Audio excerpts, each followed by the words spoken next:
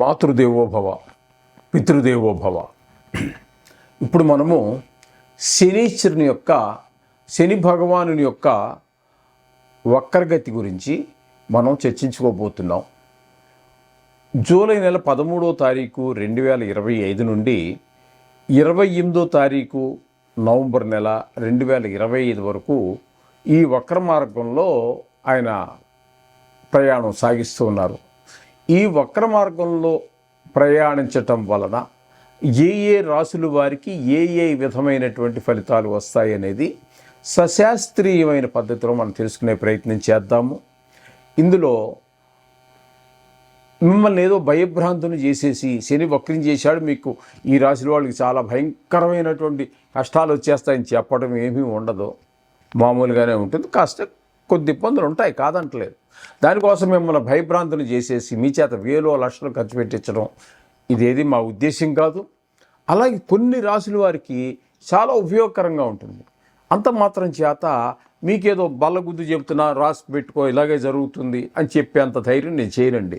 ఎందుకంటే మహానుభావుడు ఆ పరాశరులు వారే చెప్పలేదండి. మనకు జ్యోతిష్యాన్ని అందించినటువంటి పరాశరులు వారే నేను బల్లగుద్దుతా, రాసి పెట్టుకో, హరిహరాదులు వచ్చినా జరగబోయేది ఇదే. అంత మగాళ్ళు ఏం కాదండి మనం. అందుచేత అలాంటిది ఏమీ ఉండదండి. శాస్త్రం ఎంతవరకు చెప్పిందో అంతవరకు చెప్పడం జరుగుతుంది. ఇందులో నా పైత్యం కానీ నా కవిత్వం కానీ ఏమీ ఉండదు. మీకు శాస్త్రాన్ని అందించాలి అనే ఉద్దేశంతో మాత్రమే మేము ఈ ఛానల్ స్టార్ట్ చేయడం జరిగిందండి, ప్రారంభించడం జరిగింది. అదే మా ఉద్దేశం. ఓకే. ఈ మీనంలో ఉన్నటువంటి శని భగవానుడు వక్రించి మనకి కుంభరాశిలో ఉన్న ఫలితాన్ని ఇస్తున్నారు. కాబట్టి ఏ విధమైన ఫలితాలు ఉంటాయి వృశ్చిక రాశి వారికి అనేటటువంటిది మనం సశాస్త్రీయమైన పద్ధతిలో మనం తెలుసుకునేటువంటి ప్రయత్నం చేద్దాము. ఇప్పుడు శనీశ్వరుడు మీనరాశికి ప్రవేశించక ముందు ఆయన ఈ వృశ్చిక రాశి వారికి అర్ధాష్టమ శని నడిచేది.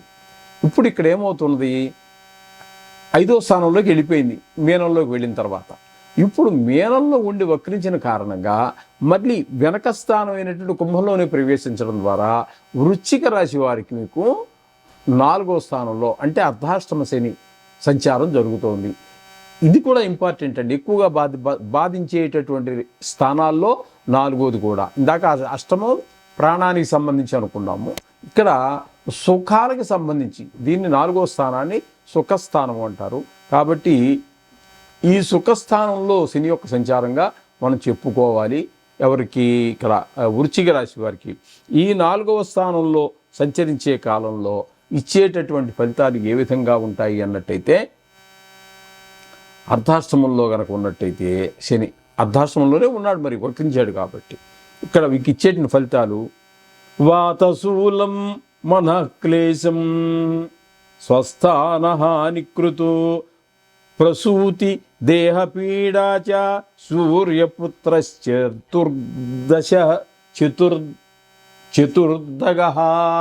చతుర్దగ అంటే 4వ స్థానంలో ఈ సూర్యపుత్ర అంటే ఎవరు? శనీశ్వరుడు కనుక ఉన్నట్టయితే ఇచ్చే ఫలితాలు ఏ విధంగా ఉంటాయి అంటే, శరీరాన్ని వాతరోగాలు అలా ప్రవేశిస్తూ ఉంటాయి. వాతానికి సంబంధించినటువంటి రోగాలు వస్తూ ఉంటాయి. అలాగే మనఃక్లేశం భయం, మనస్తాపం, స్థానచలనం, స్వస్థాన హానికృతం.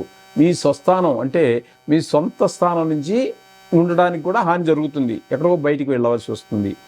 అంటే ఉద్యోగం ట్రాన్స్ఫర్ అవ్వటమో లేకపోతే ప్రమోషన్ రావటం, ఏదో కారణం. ఆయన తలుచుకుంటే కారణానికి లోటా అండి, భగవంతుడు తలుచుకుంటే. అట్లాగే శని భగవానుడు తలుచుకుంటే మాత్రం లోట. శని భగవానుడు అయినా సూర్య భగవానుడు అయినా ఇవన్నీ కూడా జనార్దనుడి యొక్క రూపాలే. అంచేత not other than God. Vishnumurthy కంటే, దేవుడి కంటే భిన్నమైనవి కాదు ఇవన్నీ. భగవంతుడికి సంబంధించినటువంటివే. జీవానాం కర్మఫలదం నవగ్రహ రూపేణ జనార్దన అని చెప్పేసి మనకు శాస్త్రం చెప్తోంది. జనార్దనుడే మనం చేసినటువంటి పాప పుణ్యాల యొక్క ఫలితాలను నవగ్రహ రూపాల్లో ఉండి ఇస్తాడని మనకు చెప్తున్నాడు. కాబట్టి అటువంటి భగవంతుడు తలుచుకుంటే కాంతి ఏముంటుందండి? సుఖం ఇవ్వాలంటే ఇవ్వగలడు, కష్టాలు ఇవ్వగలగాలంటే అవి ఇవ్వగలడు. దేనికైనా సర్వసమర్థుడు కదండి భగవంతుడు. అంచేత వివిధ రూపాల్లో కష్టాలు వచ్చేటువంటి అవకాశం కూడా, అనారోగ్యం వచ్చేటువంటి అవకాశం, ఇవన్నీ కూడా సూర్యపుత్రుడు కాబట్టి ఆయన ఇవి అంటే శనీశ్వరుడు మనకి ఫలితాలన్నీ ఇస్తాడని మనకు చెప్తున్నారు. అందుచేత మనకి ఎక్కువగా బాధించేటటువంటి స్థానాలలో ఈ 4వ స్థానం కూడా ఒకటి కాబట్టి ఈ వృశ్చిక రాశి వారికి ఈ 137 రోజులు 138 రోజులు దీన్ని కొంచెం జాగ్రత్తగా, మళ్ళీ దాన్ని దాటి ముందుకెళ్ళిపోయాం అమ్మయ్య అనుకున్నారు, కొద్ది రోజులు అయింది, మళ్ళీ వెనక్కి వచ్చాడు. ఈ కాలం కూడా మళ్ళీ అర్ధాష్టమ శనిలో మీకు కలిగినటువంటి కష్టాన్ని ఇవ్వబోతూ ఉన్నారు. కాబట్టి ఈ విషయాల్లో జాగ్రత్తగా ఉంటూ ఉండండి. రోజు ఆ నవగ్రహాలని పూజలో ఒక నవగ్రహాన్ని తలుచుకొని ప్రార్థన చేసుకోండి. కష్టం ఎక్కువగా ఉన్నట్టయితే తైలాభిషేకం చేయించుకోండి, లేకపోతే నువ్వులు ఏదో వారి పాదాల ముందు వేసి దేవుని ప్రార్థించండి. ఈ కష్టాల నుంచి మీరు సునాయాసంగా బయటపడేటువంటి అవకాశం. శుభం భూయాత్. యతఃపూర్వం అంటే ఇంతకుముందు మనం చాలాసార్లు చెప్పుకోవడం జరిగింది. అసలు ఈ వక్రగతి అంటే ఏంటి అనేటటువంటి ప్రత్యేకించి కొన్ని వీడియోలు కూడా చేసాము. ఇదివరకు మేము 10 సంవత్సరాల కింద కూడా చేయడం జరిగింది. అది 10-12 సంవత్సరాల కిందట కూడా నేషనల్ శాటిలైట్ ఛానల్స్ చెప్పినప్పుడు కూడా చేశాము. కానీ చాలా కాలం అయింది కదా, అందుకోసం. వక్రగతి అంటే ఏమిటి? ఏ గ్రహమైనా వక్రగతిలో నడుస్తుందా? నడుస్తాయి. ఏ గ్రహాలు నడుస్తాయి? రాహుకేతువులు, అవి ఛాయాగ్రహాలు. అవి ఎప్పుడూ కూడా వక్రగతిలోనే, అంటే యాంటీ క్లాక్ వైజ్, అంటే గడియారం ఇలా కదా తిరుగుతుంది. యాంటీ క్లాక్ వైజ్ అంటే ఇలా అపసవ్యంగా తిరిగేదాన్ని యాంటీ క్లాక్ వైజ్ అంటాము. అవి ఎప్పుడూ సవ్యంగా నడవండి రాహుకేతువులు. అర్థమైందండి? రాహుకేతువులు ఎప్పుడు ఇంచుమించుగా మన భయపెడుతూనే ఉంటాయి, బాధ పెడుతూనే ఉంటాయి. మామూలుగా కొన్ని ప్రదేశాలు వాటికి మంచి ఉన్నాయనుకోండి, లేదని కాదు. అలా 2 గ్రహాలు మాత్రం ఎప్పుడూ వ్యతిరేక దిశలోనే తిరుగుతూ ఉంటాయి. ఇకపోతే నవగ్రహాల్లో రాహువు కేతువు తీసేస్తే ఇంకా ఉన్నవి 7 గ్రహాలు. ఈ 7 గ్రహాలలో సూర్యుడు చంద్రుడు ఎప్పుడూ కూడా వ్యతిరేక దిశలో ప్రయాణం చేయరు. ప్రపంచం తలకిందులైపోతుంది అలా నడిస్తే వాళ్ళిద్దరూ. అందుచేత సూర్యుడికి చంద్రుడికి రిట్రోగ్రేషన్ అంటే వ్యతిరేక దిశలో ప్రయాణం చేయడం అనేది లేదు. ఇక రాహుకేతువులు చెప్పుకున్నాము, సూర్యచంద్రుని చెప్పుకున్నాము. ఇంకా ఉన్నటువంటివి 5 గ్రహాలు. అవేంటి? కేతువు కాదు, కుజుడు, బుధుడు, గురుడు, శుక్రుడు, శని. ఈ 5 గ్రహాలే మనకి ఎప్పుడు వక్రగతి అనేటటువంటి ప్రాప్తిస్తూ ఉంటాయి. వీటిలో కూడా చాలా రకాలు ఉన్నాయనుకోండి. వీటిలో కూడా చాలా, కుజుడు ఉన్నాడు అనుకోండి, ఎక్కువగా స్తంభిస్తూ ఉంటాడు. ఆయన ఎక్కువ కాలం ఉండాల్సిన సమయం కన్నా ఎక్కువ కాలం అక్కడ 2-3 గళ్ళల్లోనే ముందుకి వెనక్కి తిరుగుతూ ఉంటాడు. అది దాన్ని స్తంభన చెప్తూ ఉంటాడు.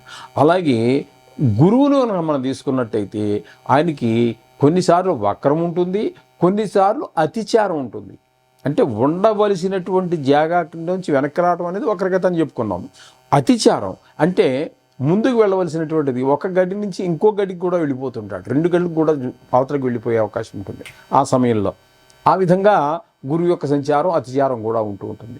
ఇకపోతే బుధుడు అనేటటువంటి గ్రహం ఏదైతే ఉందో ఆయన ఓర్బిట్ కూడా, అంటే ఆయన కక్ష్య, ఆయన తిరిగేటటువంటి కక్ష్య కూడా సూర్యుడికి చాలా దగ్గరగా ఉంటుంది. కాబట్టి అదే టైం ఇంచుమించుగా సూర్యుడికి ఒక 1 నెల రోజులు తీసుకుంటే ఈయనకు కూడా ఇంచుమించుగా అదే టైం తీసుకుంటుంది నెలంతా తిరగటానికి.